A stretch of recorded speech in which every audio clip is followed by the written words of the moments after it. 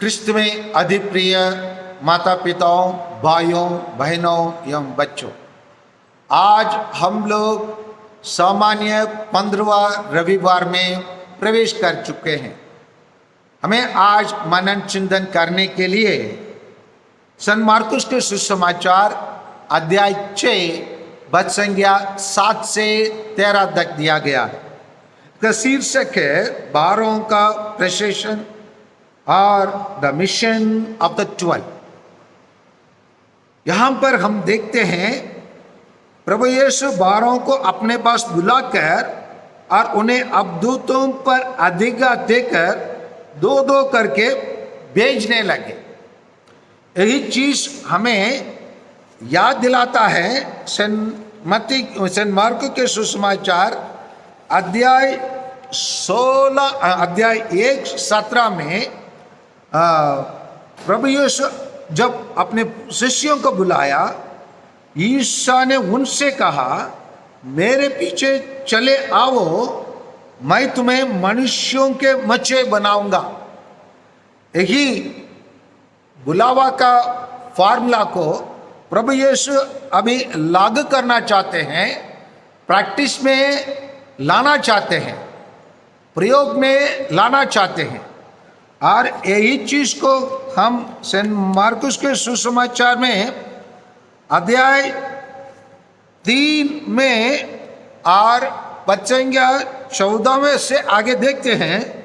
और ईसा ने उनमें से 12 को नियुक्त किया, जिसे वे लोग उनके साथ रहें, और वह उन्हें अवधूतों को निकालने का अधिकार देकर सुसमाचार का प्रचार करने भेज सके। उनके यही उद्देश्य और फार्मूला और लक्ष्य और ये उद्देश्य का पूरा करने का स्टेप्स प्रभु यीशु अभी अपने शिष्यों में करते हैं।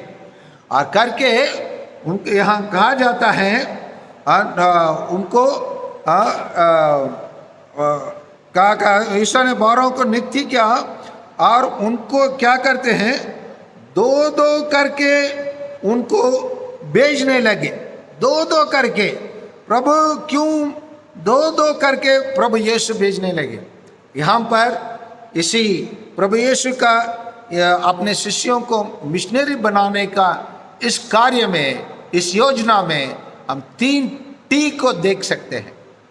पहला टी है, प्रभु यीशु अपने शिष्यों को टीम बनाकर भेजते हैं, ग्रुप समूह बनाकर भेजते हैं। टीम का फुल फॉर्म अगर हम देखेंगे तो टुगेदर एवरीवन अचीव्स मोर, मतलब सब लोग एक साथ अधिक प्राप्त करते हैं। इसीलिए प्रभु यीशु अकेले अपने शिष्यों को कोने कोने में, दुनिया के कोने कोने में भेजने के बदले दो दो करके समूह के रूप में भेजते हैं, क्योंकि ईश्वर स्वयं समूह है। पिता, पुत्र और पवित्र आत्मा, ईश्वर स्वयं एक कम्युनिटी है। और इसीलिए जानता है, जब हम समूह के रूप में कोई भी कार्य करने के लिए आगे बढ़ेंगे, हमारा कार्य सफल होंगे। इसलिए दो दो करके प्रभु यीशु उन्हें भेजते हैं। और दूसरा टी है ट्रैवल, यात्रा। यात्रा कैसे करना है, प्रभु यीशु अपने शिष्यों को बताते हैं। उनके शिष्यों को प्रभु यीशु यात्रा कैसे करना है, उन्होंने उन्हें आदेश दिया कि लाठी के सिवा रास्ता के लिए कुछ भी नहीं ले जाए, ना रोटी, ना झोली, ना फेंट में पैसा। वे पैरों में चप्पल बांधे और 2 कुर्ते नहीं पहने। उन्होंने उनसे कहा, जिस घर में आप ठहरने जाएंगे, नगर से विदा करने तक वहीं रहो। और क्या बोले प्रभु यीशु, उनको आदेश दिए, राह चलते हुए सुसमाचार का प्रचार करने के लिए। तो इसीलिए हमारी यात्रा, हमारी जीवन की यात्रा, और जैसे हम इन दिनों में हम बताते हैं आशा की तीर्थ यात्रा, आशा की तीर्थ यात्रा हम कैसे करें, ट्रैवल कैसे करें। अक्सर हम ट्रैवल करने के टाइम पर बहुत योजना बनाते हैं और हम लोग लिस्ट आउट करते हैं क्या क्या चीज लेके जाना और क्या क्या चीज हमारे पास होने की आवश्यकता है। ये एक व्यक्ति जो दुनिया के दृष्टि से यात्रा करता है उनके लिए वो सब लागू होता है, लेकिन ईश्वर की दृष्टि से एक मिशनरी यात्रा करने वाले हैं, उनके पास लगेज सामान कम होना चाहिए, लाइट लगेज, लाइट जीवन, वो पूर्ण रूप से ईश्वर पर निर्भर करके और पूर्ण रूप से जिन लोगों के पास काम करने के लिए जा रहे हैं उन पर निर्भर होके काम करने की आवश्यकता है। इसीलिए प्रभु यीशु ऐसे नियम बनाया, ऐसे आदेश दिया ताकि उन लोग अपने के अलावा, अपने हाथ पैर के अलावा, जो कपड़ा उन लोग पहने उसके अलावा और कुछ भी उनके लिए रास्ते के लिए लेके नहीं जाना, कि ये जहां भी उन ले जाए राह चलते हुए सुसमाचार का प्रचार करें और स्वर्ग राज्य का स्थापना करें। स्वर्ग राज्य की स्थापना करो, सुसमाचार का प्रचार करो। तुम मजदूर है, मजदूर को अपना मजदूर का अपनी वेतन की आवश्यकता है। वेतन लोग देंगे, लोग आपका सेवा सत्कार आपके लिए करेंगे, आपको सेवा के लिए फल और सेवा के लिए उन लोग भोजन, सेवा के लिए अपने लिए जो भी जरूरत है उन लोग स्वयं प्रदान करेंगे और ईश्वर भी उनका विशेष पुरस्कार और विशेष रूप से उनको प्रोवाइड करेंगे। और इसीलिए उनका ये आदेश देकर भेजते। और तीसरी आदेश है, वो तीसरा टी है कि एक साक्षी का जीवन जीना है। और उन लोग जब वहाँ जाते हैं उन लोग का जीवन एक साक्षी, टेस्टिमनी देने का जीवन, एक टेस्टिमनी।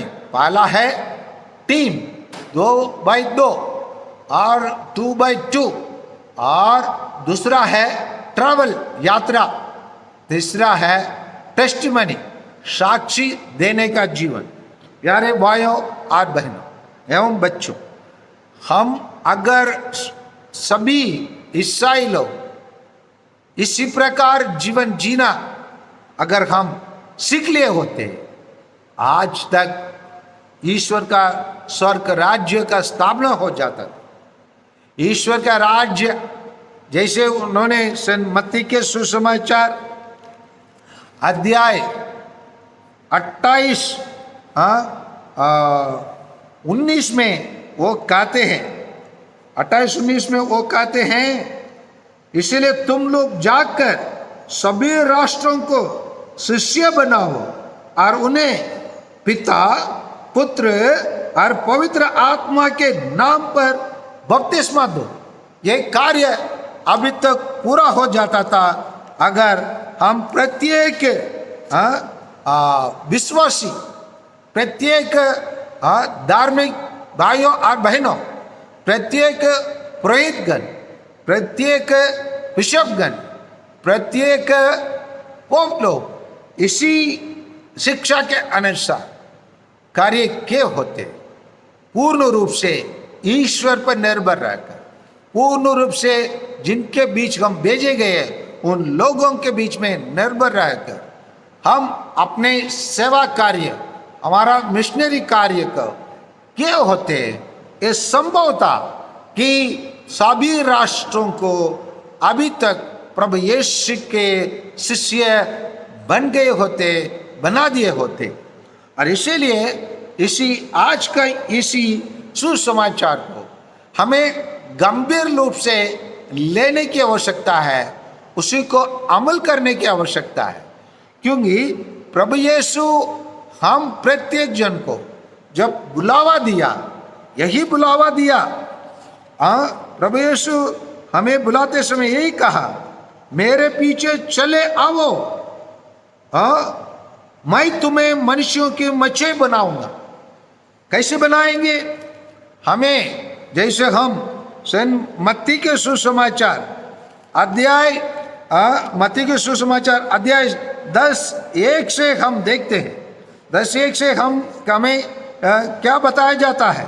हमें बताया जाता है कि प्रभु यीशु उनके पास जो अधिकार था उसी को हमारे बीच में बांटना चाहते हैं। यीशु ने अपने 12 शिष्यों को अपने पास बुलाकर उन्हें अशुद्ध आत्माओं को निकालना तथा हर तरह की बीमारी और दुर्बलता दूर करने का अधिकार प्रदान किया है। इसी चीज को हम प्रत्येक जन अपने अंदर महसूस करने के लिए अति आवश्यक है। हम जानते हैं संत मत्ती के सुसमाचार अध्याय 3:35 में हम देखते हैं, प्रभु यीशु सभागृह में शिक्षा देते, राज्य के सुसमाचार का प्रचार करते, हर तरह की बीमारी और दुर्बलता दूर करते हुए सब नगरों और गांवों में घूमते थे। प्रभु यीशु एक प्रकार आइटिनरेंट प्रीचर थे।